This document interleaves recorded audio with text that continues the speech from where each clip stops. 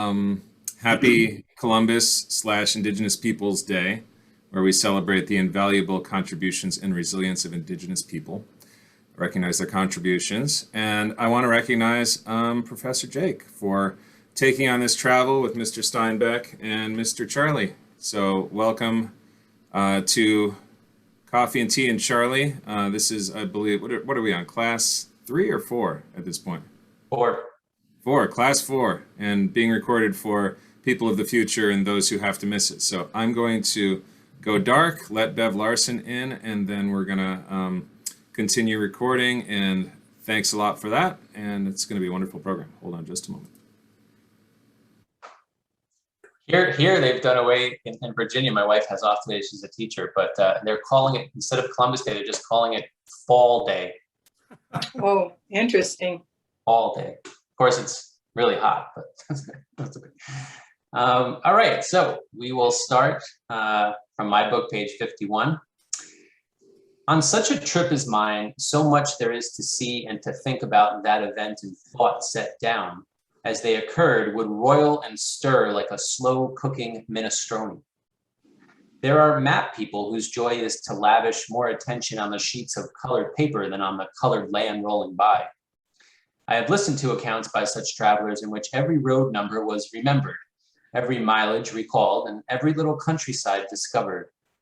Another kind of traveler requires to know in terms of maps exactly where he is pinpointed every moment, as though there is some kind of safety in black and red lines, in dotted indications and squirming blue of lakes and the shadings that indicate mountains. It is not so with me. I was born lost and take no pleasure in being found, nor much identification from shapes which symbolize continents and states. Besides, roads change, increase, are widened or abandoned so often in our country that one must buy road maps like daily newspapers. But since I know the passions of the mapifiers, I can report that I moved north in Maine, roughly or parallel to US Highway 1, through Holton, Mars Hill, Presque Isle, Caribou, I have a friend from Caribou, Van Buren, turned westward, still on US 1, past Madawaska, Upper Frenchville, and Fort Kent, then went due south on State Highway 11, past Eagle Lake, Winterville, Portage, Squaw Pan, Masardis, Knowles Corner, Patton, Sherman, Grindstone, and so on to Millinocket. Anybody born in any of those places? No, but there was a Mars Hill Church in Seattle some years ago. I wonder if there's any connection. I like the name Squaw Pan. I think that's a great name for a town.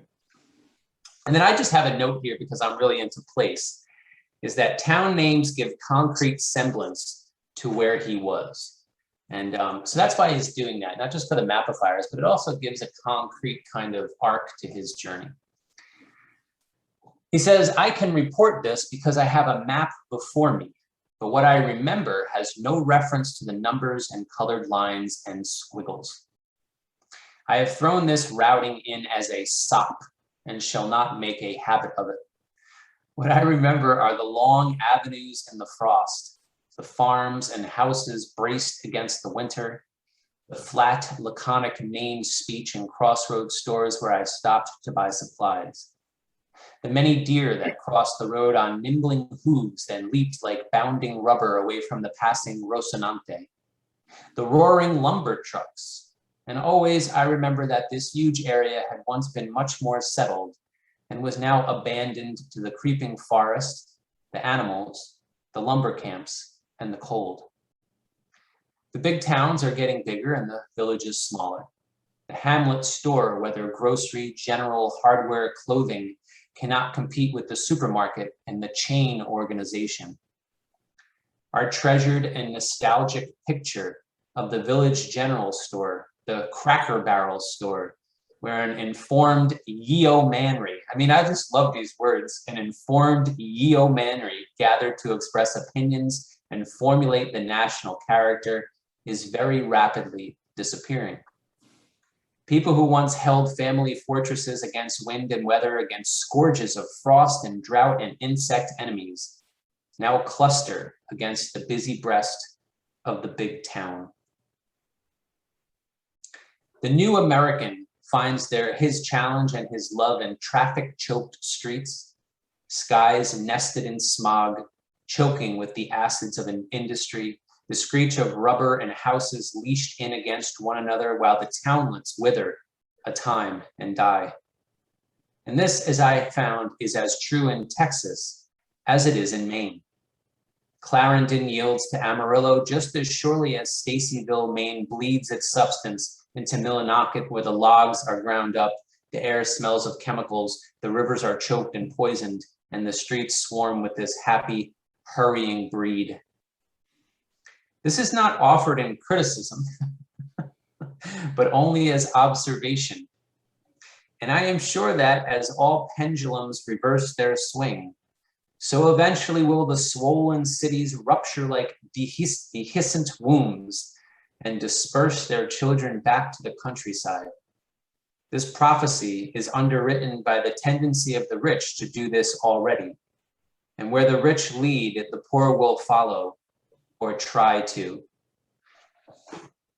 Your thoughts on this? That's 60 years ago. Your thoughts on that prophecy? What do you think about it now, what I just read? Pendulum hasn't swung. Pendulum hasn't swung. Yeah, We're still in that mess. 85% of the world's populations, I think they say now, live in urban areas. Yeah. Although remote work has made it possible for people to relocate out of the cities. I think some of that is happening, spurred by the pandemic. Mm-hmm. Mm-hmm. So prices are going up in homes where they never were before. That's true. Like, we were looking the other day in like rural areas in Virginia, but we're like, holy cow. Like, people are like, yeah, the prices have doubled because people from DC and Baltimore and Richmond are all moving. So yeah, and it's interesting, right? It says where the rich go, the poor will try, but maybe not be able to. It's interesting. He makes a lot of prophetic statements in this. Maybe that pendulum hasn't come around yet, but there is a certain, because of an external force, COVID pandemic, there's a certain portion of the population that's fluid, that is able to change their circumstances. But they're rich. Because they're rich, yeah. And it's interesting, right, to read this, because he says the Cracker Barrel store, but of course then kids are like, oh, they had Cracker Barrels back then? I'm like, a Cracker Barrel store, not the Cracker Barrel chain, right? And now he's gonna write about Abercrombie and Fitch, which was one store, not Abercrombie and Fitch, which is a huge chain. So it's interesting. Go ahead, Molly. I just wanted to say that Snohomish County is the fastest growing county now in our state. And apparently it's a lot of service people who can no longer live in Seattle, but Right. commute back to service people, Yeah. taking care of the city. So that, it is wealthy people, but it's also others that can't afford to live in the city anymore. So they're trying to get as close as they can, but not be in the city limits. Mm-hmm, mm-hmm. Yeah. So, And we have some of the people who are on staff here who live in Snohomish County Mm. and It commute. makes for quite a commute in traffic, though. Yes.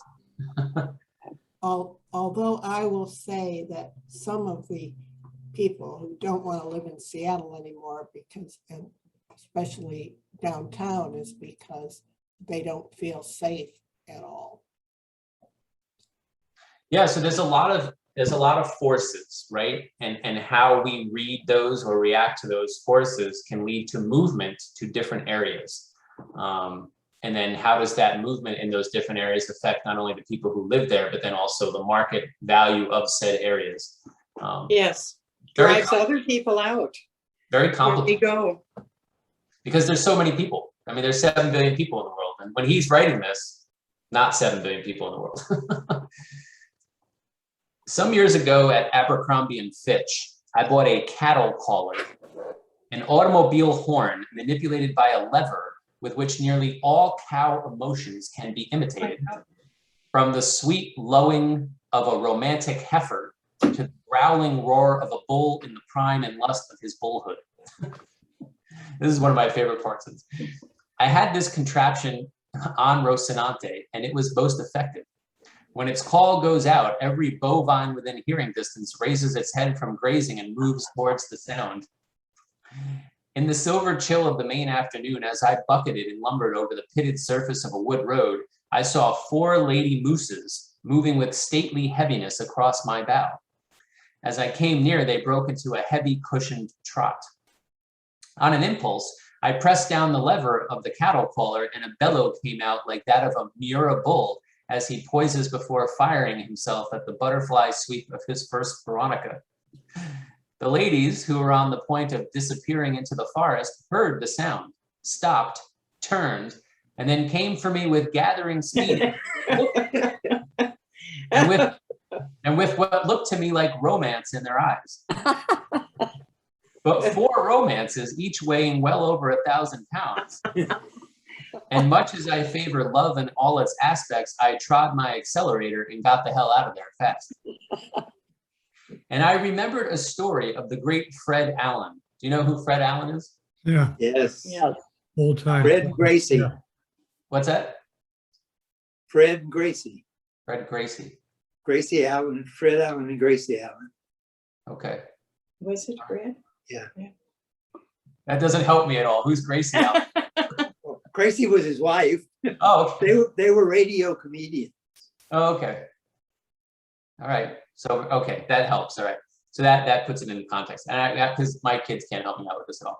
And I remembered a story of the great Fred Allen. His character was a Maine man telling of a moose hunt. Quote, I sat on a log and blew my moose call and waited. Then suddenly I felt something like a warm bath mat on my neck and head. Well, sir, it was a moosess licking me, and there was a light of passion in her eyes. Did you shoot her? He was asked. No, sir. I went away from there fast, but I have often thought that somewhere in Maine there's a moosess with a broken heart. Maine is just as long coming down as it is going up, maybe longer. I could and should have gone to Baxter State Park, but I didn't. I had dawdled too long, and it was getting cold, and I had visions of Napoleon at Moscow and the Germans at Stalingrad. So I retreated smartly. Brownville Junction, Milo, Dover, Foxcroft, Guilford, Bingham, Skowhegan, Mexico, not our southern neighbor, Rumford, where I joined a road I had already traveled through the White Mountains. Perhaps this was weak of me, but I wanted to get on with it.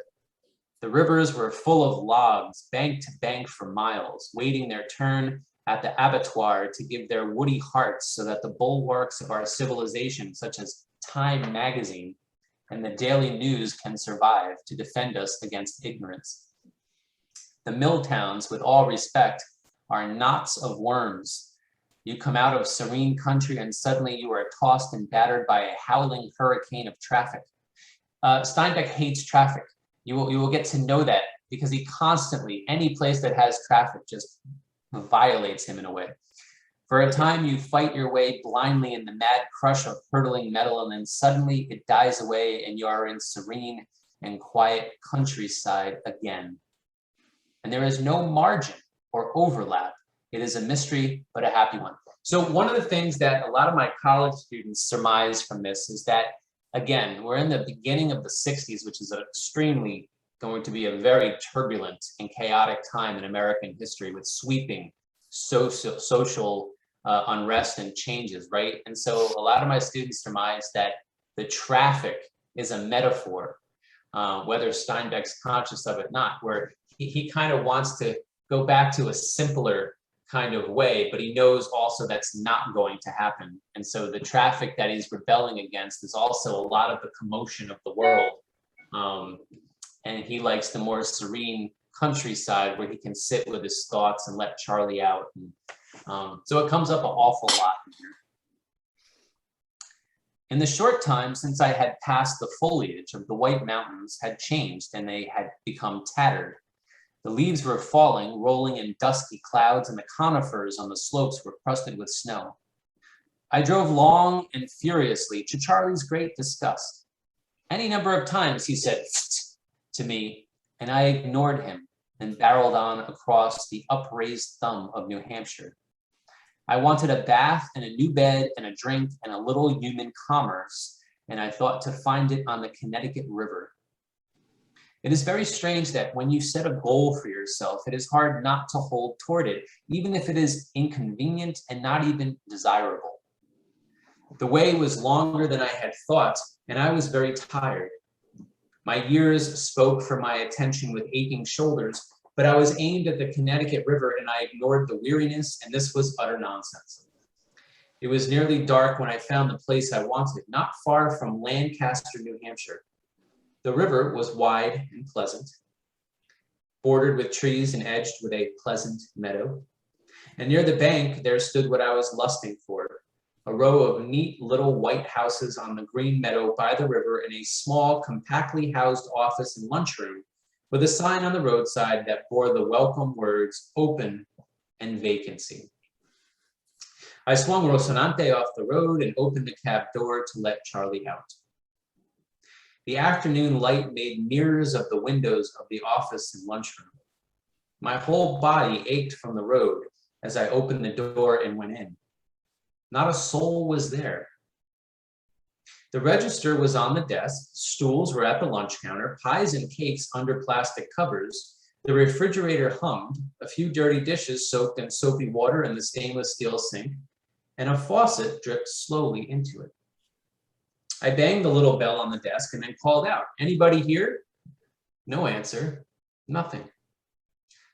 I sat down on a stool to wait the return of the management. The numbered keys to the little white houses hung on a board. The daylight slipped away and the place darkened. I went outside to collect Charley and to verify my impression that the sign said open and vacancy. By now, it was getting dark. I brought out a flashlight and looked through the office for a note saying back in 10 minutes, but there was none. I felt strangely like a peeping Tom. I didn't belong there. Then I went outside and moved Rocinante out of the driveway, fed Charley, made some coffee, and waited. And if you remember, as he's driving there, he's in one of his moods where he really needs human companionship, right?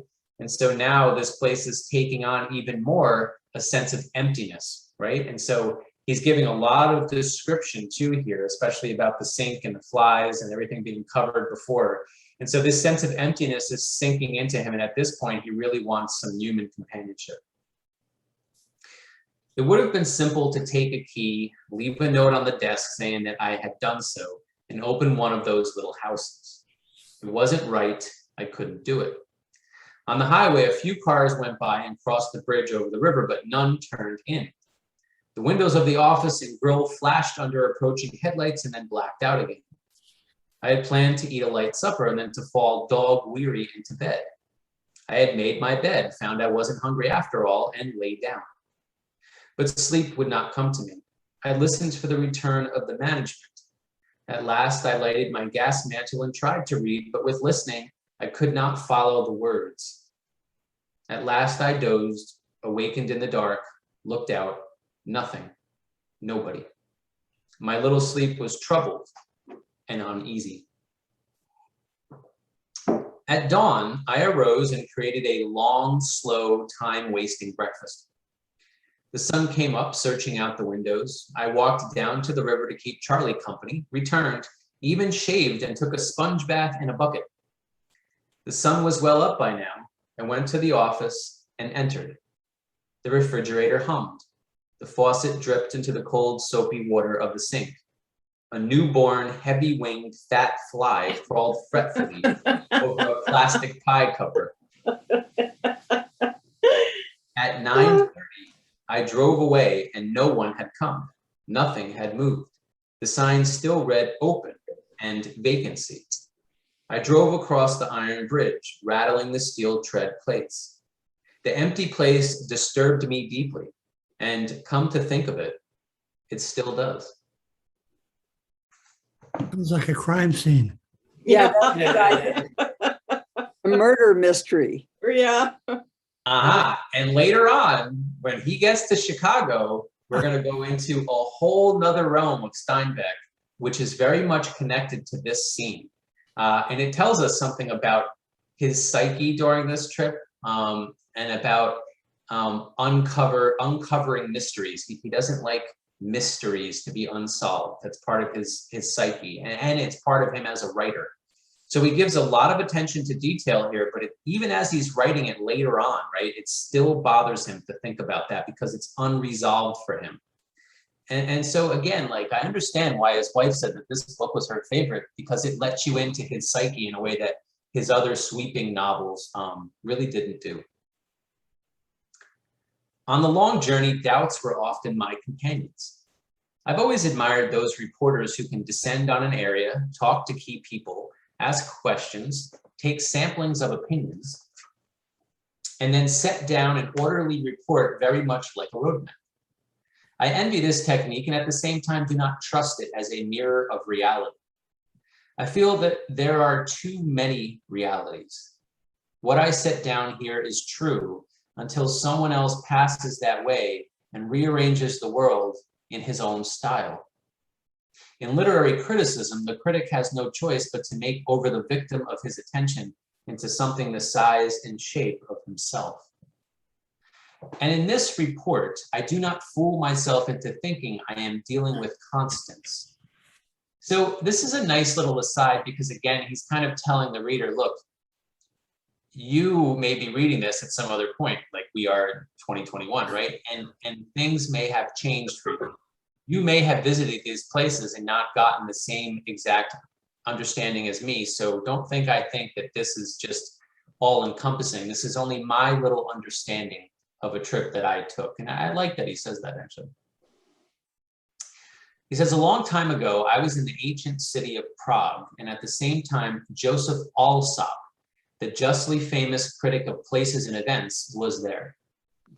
He talked to informed people, officials, ambassadors. He read reports, even the fine print and figures, while I, in my slipshod manner, roved about with actors, gypsies, vagabonds. Joe and I flew home to America in the same plane. And on the way, he told me about Prague, and his Prague had no relation to the city that I had seen and heard. Like our bus ride. It just wasn't the same place. And yet each of us was honest, neither one a liar, both pretty good observers by any standard. And we brought home two cities, two truths. For this reason, I cannot commend this account as an America that you will find.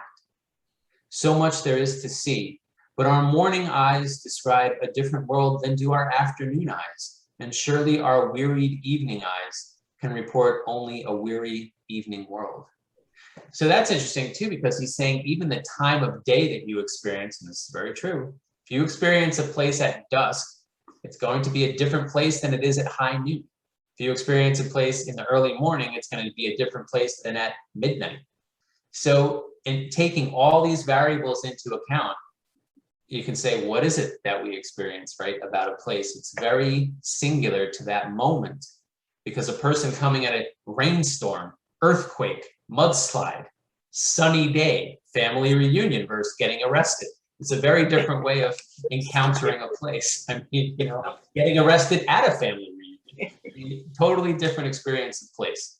So it's something to think about, just because this is something that I write about and think about very often, is how we engage with place and how place engages with us. And what we take from that on with our lives can be very different than somebody, you know, if you travel as a husband, wife, sister, two sisters with your friend and you go to a place, I guarantee you won't have the same feelings about that place either.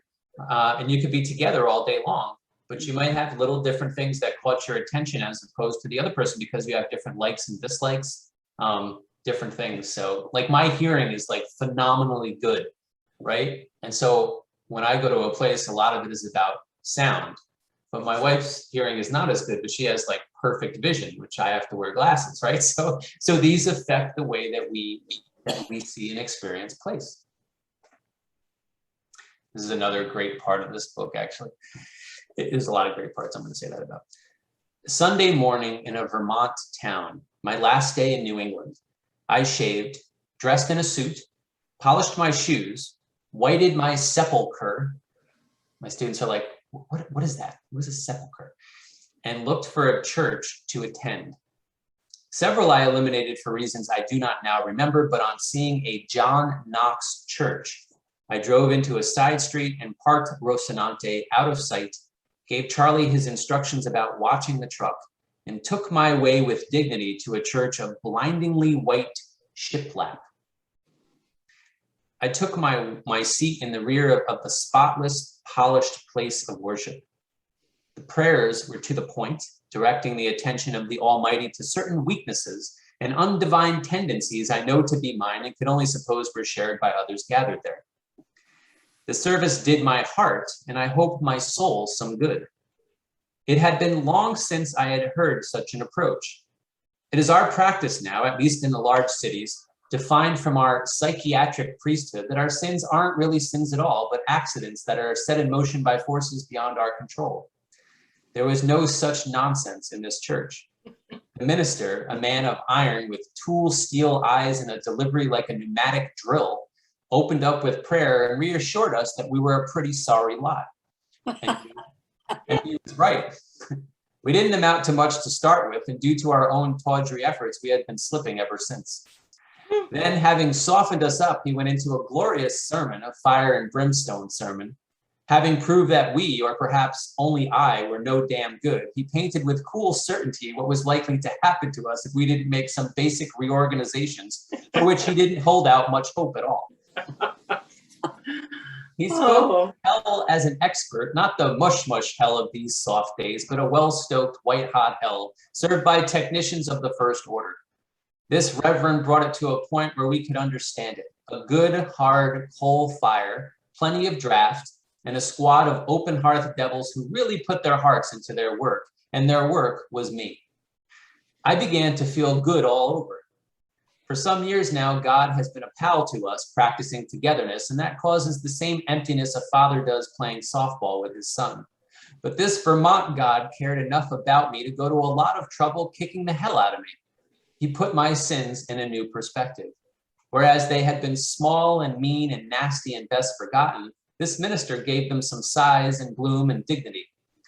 I hadn't been thinking very well of myself for some years, but if my sins had this dimension, there was some pride left.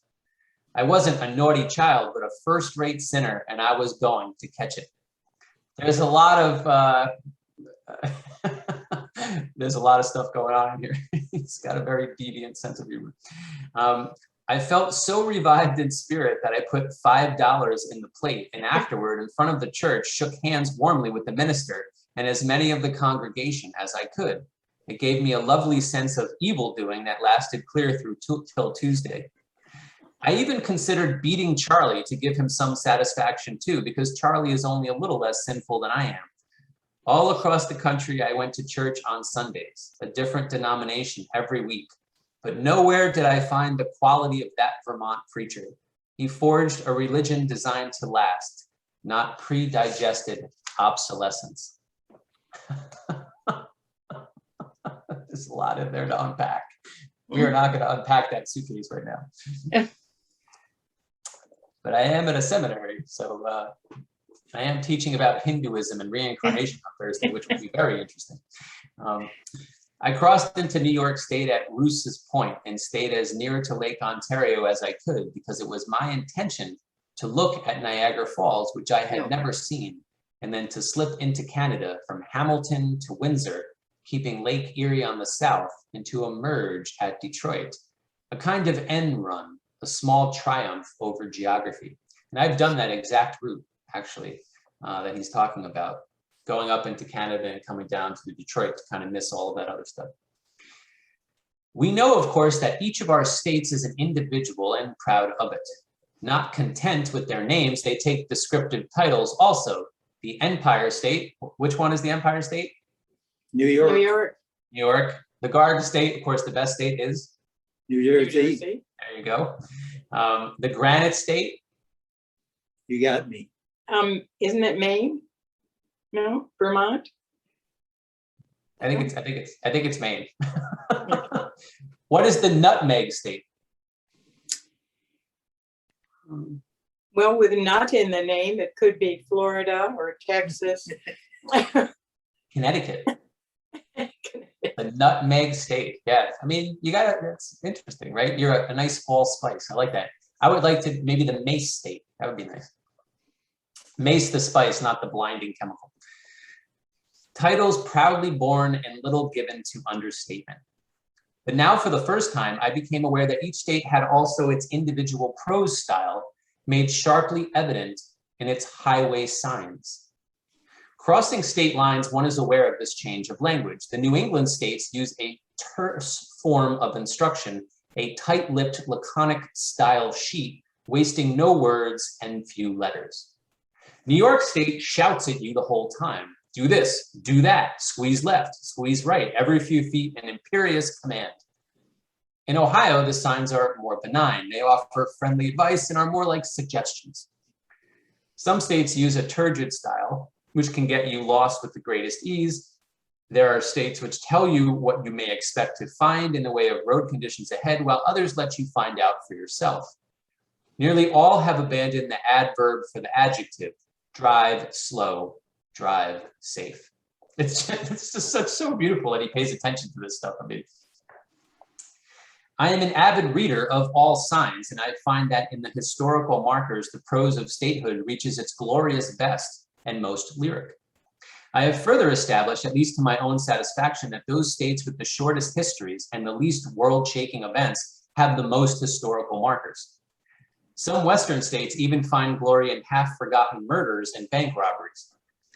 The towns not to be left behind proudly announce their celebrated sons, so the traveler is informed by signs and banners, birthplace of Elvis Presley, of Cole Porter, of Alan P. Huggins. It was English. I have to admit, I don't know who Alan P. Huggins is. Who is Alan P. Huggins? No. Ah, okay. All right.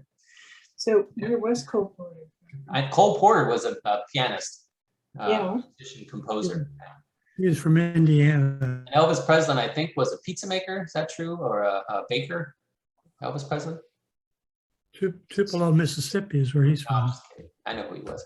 Tupelo. Tupelo, yes. You're all like a pizza maker, a baker. He shook his. This is no new thing, of course. I seem to remember that small cities in ancient Greece quarreled bitterly over which was the birthplace of Homer.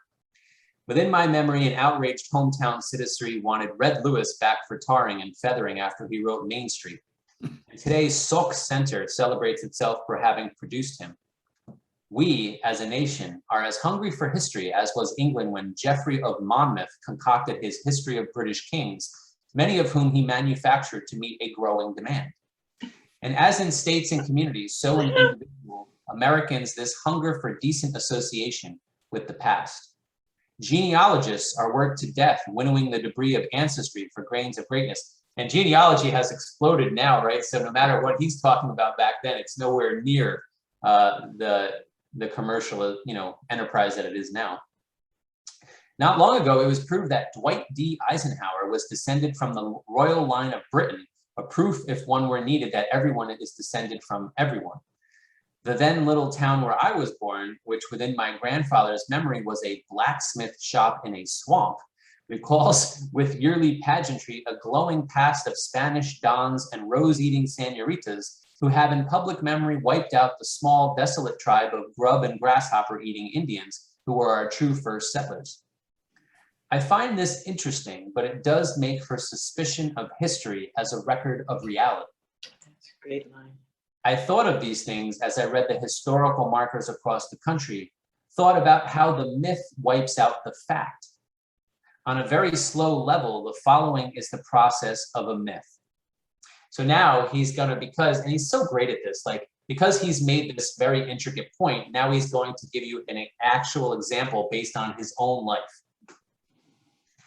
Visiting in the town where I was born, I talked with a very old man who had known me as a child. He remembered vividly seeing me, a peaked, shivering child, walking past his house one freezing morning, my inadequate overcoat fastened across my little chest with horse blanket pins. This, in its small way, is the very stuff of myths. The poor and suffering child, Steinbeck, in other words, who rises to glory on a limited scale, of course. Even though I didn't remember the episode, I knew it could not be true. My mother was a passionate sewer on of buttons. A button off was more than sloppiness, it was a sin. If I had pinned my coat, my mother would have wailed me. The story could not be true, but this old gentleman so loved it that I could never convince him of its falsity, so I didn't try. If my hometown wants me in horse blanket pins, nothing I can do is likely to change it, particularly the truth. I just find that to be such a great, little aside about how people remember things. And whether they're true or not, people want to hold on to how they remember them because maybe it comforts them. Yeah. And so he's not going to tell the guy, look, man, my mom would never have sent me out of the house with a coat with horse blanket pins, but the guy loves that memory of Steinbeck so much that he wants to perpetuate it. It rained in New York State, the Empire State, rained cold and pitiless, as the highway sign writers would put it. Indeed, the dismal downpour made my intended visit to Niagara Falls seem redundant. I love that line. I was then hopelessly lost in the streets of a small but endless town in the neighborhood of Medina, I think. I pulled to the side of the street and got out my book of road maps. But to find where you are going, you must know where you are, and I didn't. It's a very practical line right there. You open a map and you're like, I don't know where I am, so what difference does it make? The windows of the cab were tightly closed and opaque with streaming rain.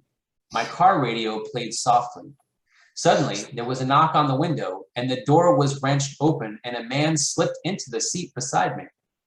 The man was quite red of face, quite whiskey of breath. His trousers were held up by red braces over the long gray underwear that covered his chest. Turn that damn thing off, he said, and then turned off my radio himself. Now, he doesn't know this guy. So the guy gets in his car and then yells at him to turn his radio off. My daughter saw you out the window, he continued, thought you was in trouble. He looked at my maps. Throw those things away. Now, where is it you want to go? I don't know why it is a man can't answer the question with the truth. The truth was that I had turned off the big highway 104 and into the smaller roads because the traffic was heavy and passing vehicles through sheets of water on my windshield. I wanted to go to Niagara Falls. Why couldn't I have admitted it? I looked down at my map and said, I'm trying to get to Erie, Pennsylvania. Good, he said. Now throw those maps away. Now you turn around, go 2 traffic lights. That'll bring you to Egg Street. Turn left there and about 200 yards on Egg, turn right at an angle.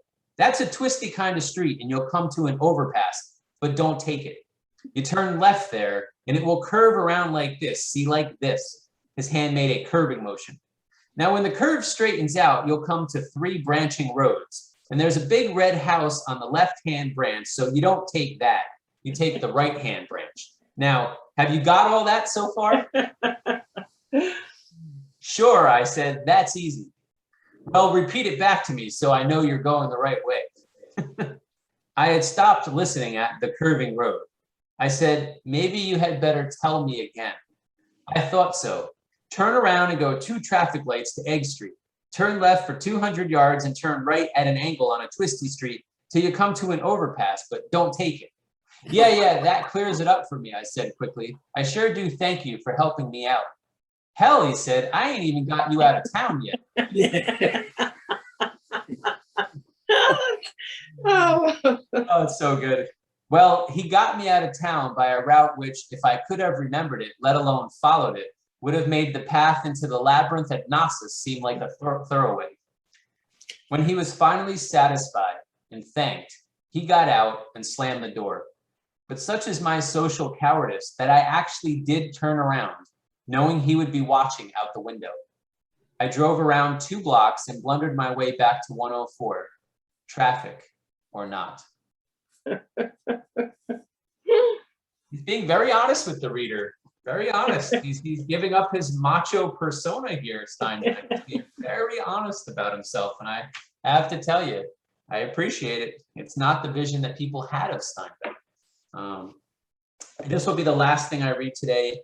It is just absolutely beautiful writing and a great another aside. I call this section Passports and Borders. Niagara Falls is very nice. It's like a large version of the old Bond sign on Times Square. I'm very glad I saw it because from now on, if I am asked whether I have seen Niagara Falls, I can say yes and be telling the truth for once. When I told my advisor that I was going to Erie, Pennsylvania, I had no idea of going there, but as it turned out, I was. My intention was to creep across the neck of Ontario, bypassing not only Erie, but Cleveland and Toledo. I find out of long experience that I admire all nations and hate all governments, and nowhere is my natural anarchism more aroused than at national borders where patient and efficient public servants carry out their duties in matters of immigration and customs. I have never smuggled anything in my life. Why then do I feel an uneasy sense of guilt on approaching a customs barrier? I crossed a high toll bridge and negotiated a no man's land and came to the place where the Stars and Stripes stood shoulder to shoulder with the Union Jack. The Canadians were very kind. They asked where I was going and for how long, gave Rocinante a cursory inspection, and came at last to Charley. Do you have a certificate of rabies vaccination on the dog? Yeah. No, I haven't. You see, he's an old dog and he was vaccinated long ago. Another official came out. We advise you not to cross the border with him then. But I'm just crossing a small part of Canada and re-entering the US. We understand, they said kindly. You could take him into Canada, but the US won't let him back. True. Yeah. But technically, I am still in the US and there's no complaint. There will be if he crosses the line and tries to get back. Well, where can I get him vaccinated? They didn't know. I would have to retrace my way at least 20 miles, find a vet, have Charley vaccinated, and then return. I was crossing only to save a little time, and this would wipe out the time saved and much more. Please understand, it is your own government, not ours. We are simply advising you. It's the rule. I guess this is why I hate governments. All governments. It is always the rule, the fine print carried out by fine print men. There's nothing to fight, no wall to hammer with frustrated fists. I highly approve of vaccination, feel it should be compulsory. Rabies is a dreadful thing. And yet I found myself hating the rule in all governments that made rules. It was not the shots, but the certificate that was important. And it is usually so with governments, not a fact, but a small slip of paper. These were such nice men, friendly and helpful. It was a slow time at the border, so they gave me a cup of tea and Charley half a dozen cookies. And they seemed genuinely sorry that I had to go to Erie, Pennsylvania for the lack of a paper. And so I turned about and proceeded toward the Stars and Stripes and another government. Exiting, I had not been required to stop, but now the barrier was down. Are you an American citizen? Yes, sir, here's my passport. Do you have anything to declare? I haven't been away. Have you a rabies vaccination certificate for your dog? He hasn't been away either. But you are coming from Canada. I have not been in Canada. I saw the steel come into his eyes, the brows lowered to a level of suspicion. Far from saving time, it looked as though I might lose much more than even Erie, Pennsylvania. Will you step into the office? This request had the effect on me a Gestapo knock on the door might have. It raises panic, anger, and guilty feelings whether or not I have done wrong. My voice took on the strident tone of virtuous outrage, which automatically arouses suspicion.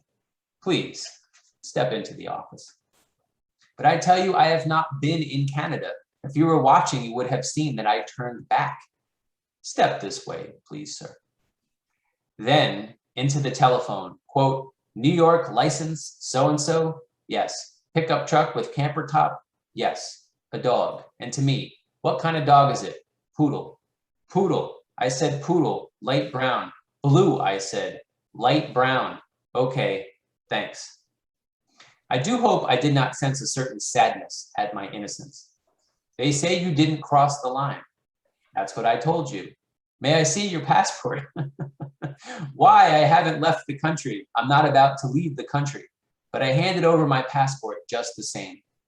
He leafed through it, pausing at the entry and exit stamps of other journeys. He inspected my photograph, opened the yellow smallpox vaccination certificate stapled to the back cover. At the bottom of the last page, he saw penciled in a faint scent of letters and figures. What is this? I don't know. Let me see. Oh, that. Why, it's a telephone number. What is it doing in your passport? I guess I didn't have a slip of paper. I don't even remember whose number it is. By now, he had me on the run, and he knew it. Don't you know it is against the law to deface a passport?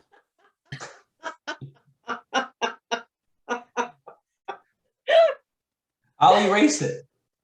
You should not write anything in your passport. That's the regulation. I won't ever do it again, I promise. And I wanted to promise him that I wouldn't lie or steal or associate with persons of loose morals or covet my neighbor's wife or anything. He closed my passport firmly and handed it back to me. I'm sure he felt better having found that telephone number. Suppose after all his trouble, he hadn't found me guilty of anything, and on a slow day. Thank you, sir, I said. May I proceed now? He waved his hand kindly. Go ahead, he said.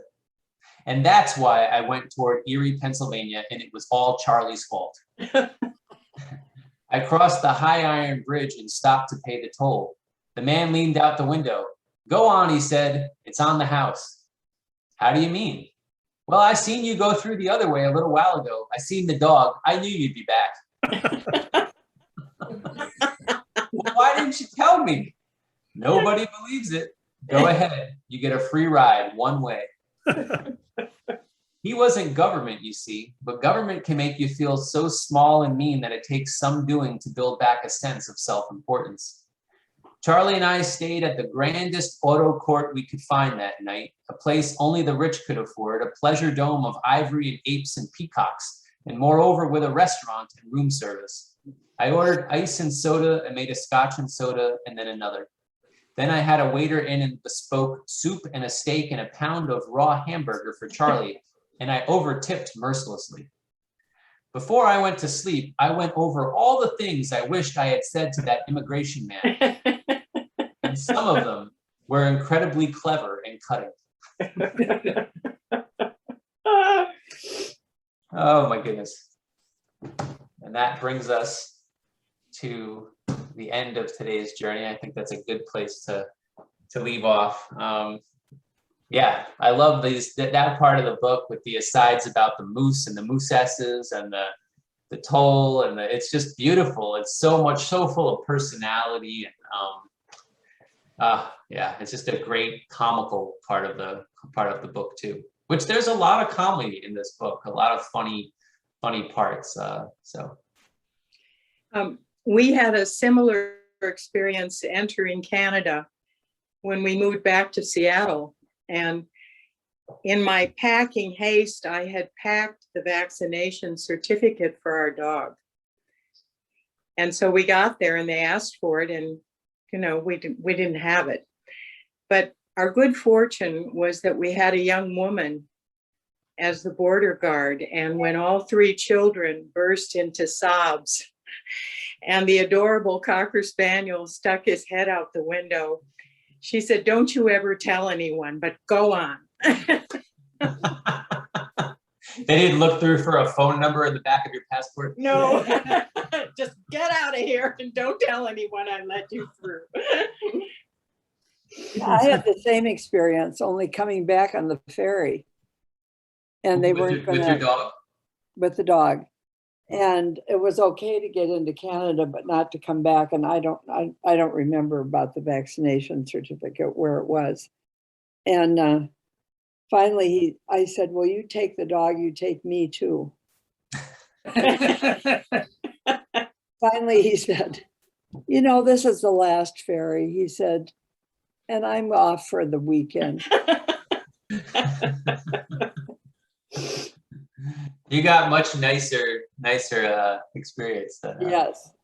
But I find it funny, like the guy who, you know, he paid the toll to, and then he comes back and he's like, I never believe it when I say it, so I just give him a free toll on the way back. That's a good job with the dialogue. The officer says, please come this way. Will you step into my office? Step this way, please. Each time he sort of gets more directive to him. It's a great sequence of dialogue he does there. Yeah, yeah, and that's something that I really appreciate about this book. And also, you know, one of my favorite books, The Dharma Bums, or On the Road by Kerouac, is that the dialogue is so, they also take into account the speech patterns of where they are, Right. writing it, which is very important, to know which part of the states that we're in. And they don't just make it, you know, just basic American English, but they try to use but to show the terseness each time, that takes a special, you know, a special attention to detail. Yeah. And then the vernacular of the man on the bridge. Wonderful. Yeah. And this is what good, you know, so good writing is also about, it's also about good recall too. And listening. Exactly. Really paying attention. And then also with the road signs. I mean, this is a very precise part of the book. I mean, the road signs and looking at the difference between New York and Ohio road signs. And I mean, it just shows his attention to detail. Yeah, it's You really didn't good. talk about Burma shave signs. What was it? You Burma didn't shave. talk about Burma shave signs.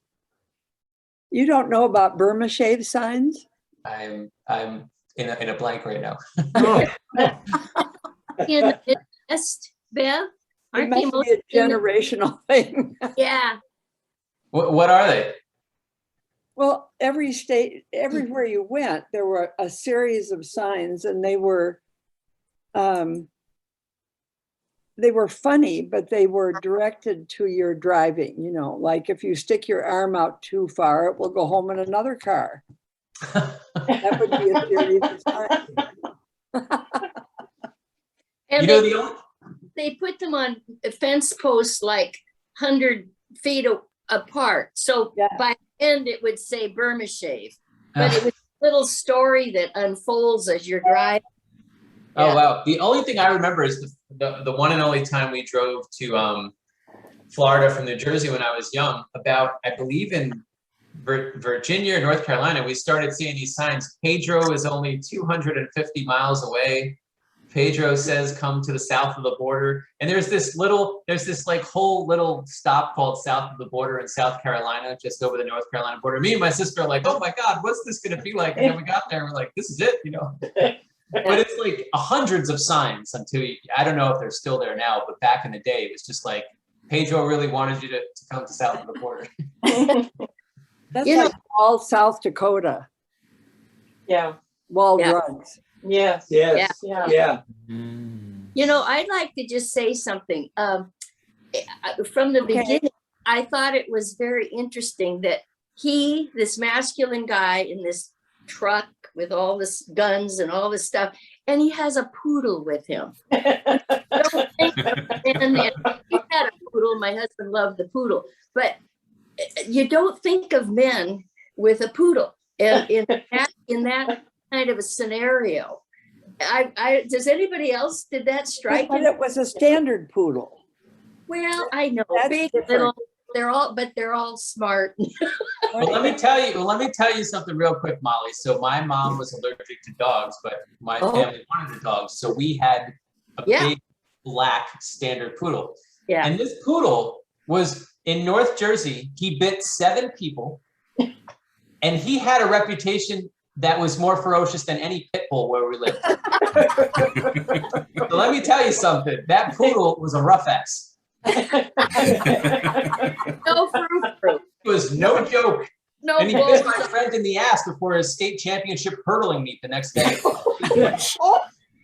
Oh, that's funny. I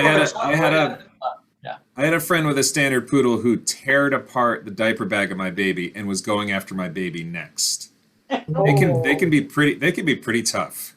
Yeah. Yes, Luckily, you know, the poodle, he bit the butt off of somebody's pants. It's just, yeah.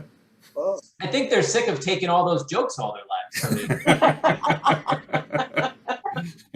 Having hair Good ribbons nature or and nurture? toenails painted. There you go. So It's I like did the put a little link to dogs the, have the Napoleon complex. You know, the poodles have a certain complex about being looked at as being foo-foo. they're angry about their depiction in popular culture. That's good. Yeah. Were they hunted? No. So I did put a link. I did put a link to something about Burma Shave. It's the Good. first popular non-brush shaving cream. If you Oh. don't know whose signs, that's one billboard. If you don't know whose signs these are, you can't have driven very far. Burma Shave. That's like 6 different billboards. Yeah, yeah, Fun. yeah. When you first said that, I was thinking the only thing I could put together was the country Burma, which is now Myanmar, and shaving. I was like, I don't get it. Burma shave. Okay. Is there even a Burma Shave product anymore? No, it stopped in 1966, according to this website. Uh, those signs must be very valuable today I would imagine. Yeah. in the antique world. That's a really interesting thing about, reading this book too, is depending on who you're reading it with, many of the things get lost. Like, so a lot of my college students, some of these things are lost. So it depends, what generation you're reading the book with, as to how much they get some of these little details that Steinbeck is inserting in there. I've never heard the term mousses before.